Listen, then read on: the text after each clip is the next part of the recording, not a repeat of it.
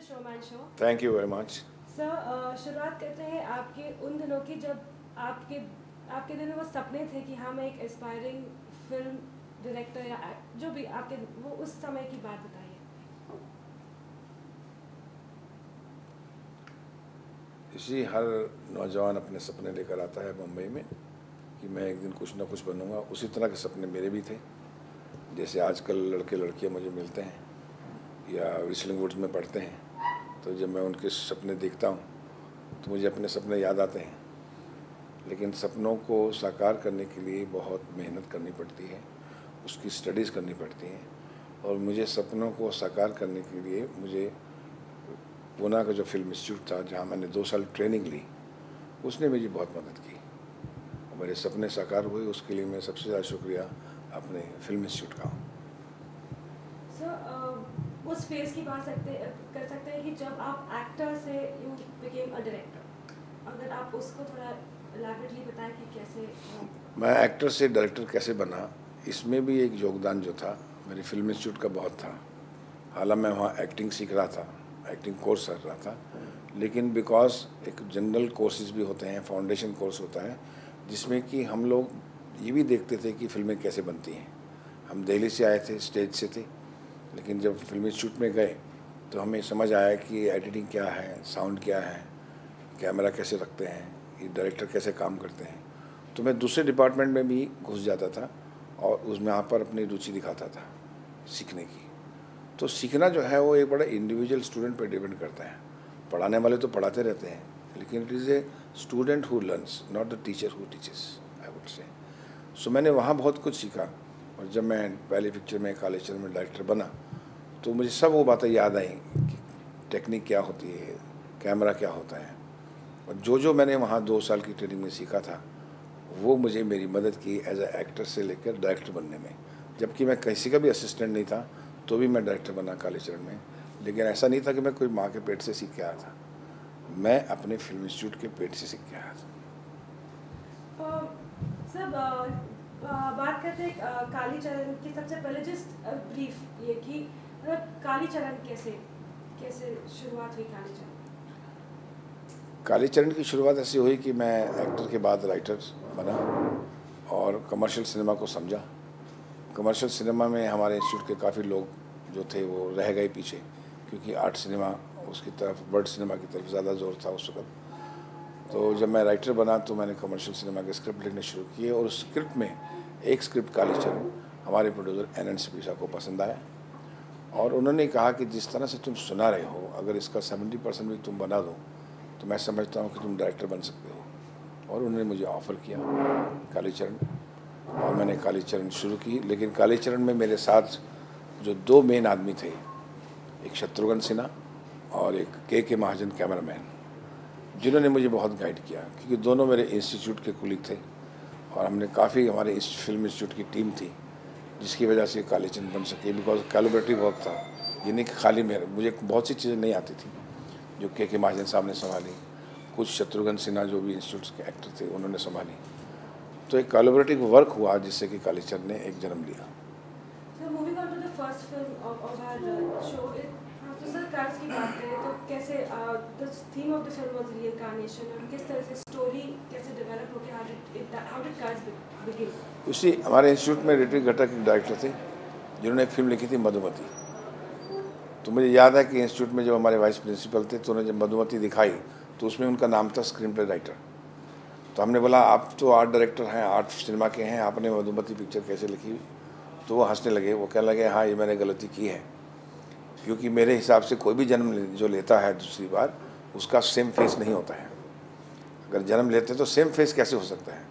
तो ये आप मिथ है सिनेमा की, हमारी इंडियन फिल्म की, और लोग भी इसे विश्वास करते हैं। और तो हंसने लगे कि मैंने एक बहुत झूठी झूठी कहानी लिखी है and I am very sorry for it, ये कहा उन्हें। तब से मेरे दिमाग में था कि रीइंकार्नेशन की जब भी मैं फिल्म बनाऊंगा उसमें जो दूसरे जन्म का जो लड़का होगा उसका चेहरा वैसे नहीं होना चाहिए। वो दूसरे को पहचान सकता है, जान सकता है, लेकिन लोग उसे नहीं पहचान सकते।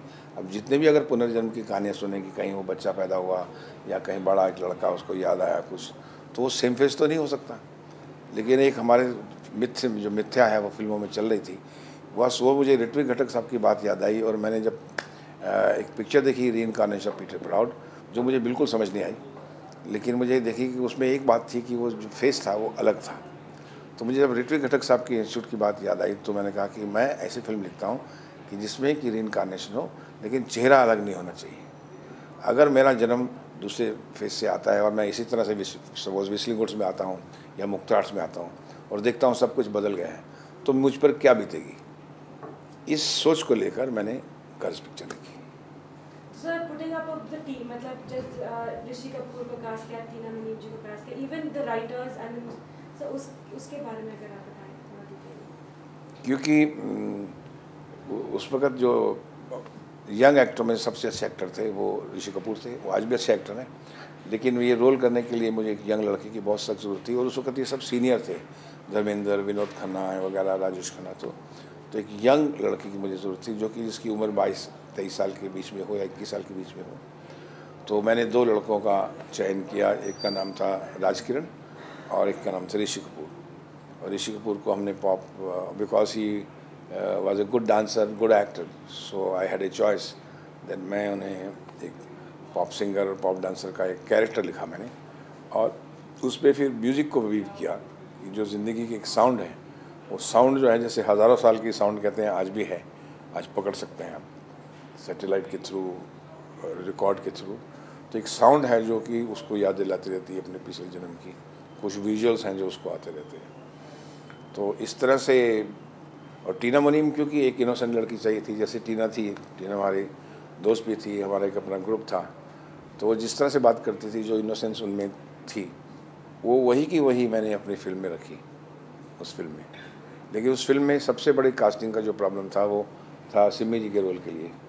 तो सिमी जी के मुझे मालूम था कि इसमें मैं कोई भी आर्टिस्ट नहीं कर सकता, अगर सिमी जी उस पिक्चर में ना हो तो पिक्चर का रूप अलग हो जाएगा।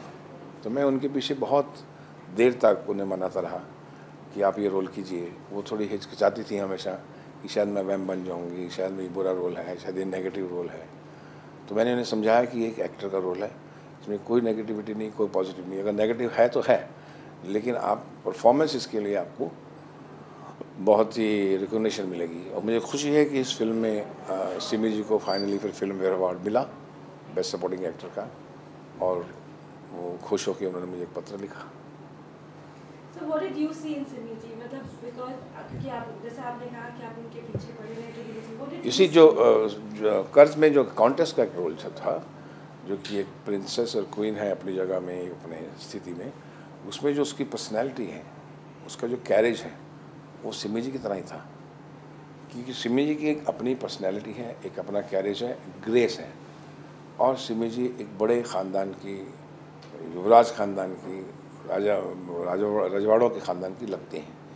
लेकिन कुछ परिस्थितियाँ ऐसी होती हैं कि जब ये पावर इन लोगों को आती है तो वो उतने ही दृढ़ और संकल्प और उतनी ही शक्ति से वो वेंडेटा में भी कर सकते हैं। जो बड़े लोग होते हैं उनमें उतनी ही पावर होती है जिस वक्त वो वेंडेटा लेते हैं, लेकिन उनमें फिर भी एक फिज़िकल ग्रेस होता है। तो फिज़िकल ग्रेस जो था वो एक बड़ा इम्पॉर्टेंट चीज़ थी मेरे लिए। देन मुझे किसी और वैम्प को लेना जो कि सेंसुअल बिहेव करे या इसी अट्रैक्टिव एल्योरिंग एक्शंस करे। तो सिमी जी की जो एक ठहराव और उनकी जो बात करने का तरीका, उनकी जो body language, that was very much matching to the character what I had written in my film. So इसलिए मैं उनके पीछे पड़ गया कि आपको रोल करना ही पड़ेगा। और राजकिरण के बारे में अगर आप बताएं, व्हाई राजकिरण? क्योंकि मैं कोई स्टार नहीं लेना चाहता था, मैं चाहता था कि वो एक नया लड़का हो और उसी एज का हो, और थोड़ा बहुत कहीं ना कहीं उसकी झलक जो है हीरो के साथ मिलनी चाहिए, थोड़ी सी। क्योंकि मैंने एक बहुत बड़ा रिस्क लिया था कि दूसरे जन्म में हीरो का फेस अलग होगा। ये एक बहुत बड़ा रिस्क था, क्योंकि तब तक सिनेमा, आज तक सिनेमा जो है ऐसे ही लगता है कि भाई अगर एक मर गया है हीरो तो वही हीरो उसी फेस में दोबारा आता है, जो कि बहुत बड़ी मिथ्या है इटसेल्फ। लेकिन उस तरह के फेस मुझे चुनना है।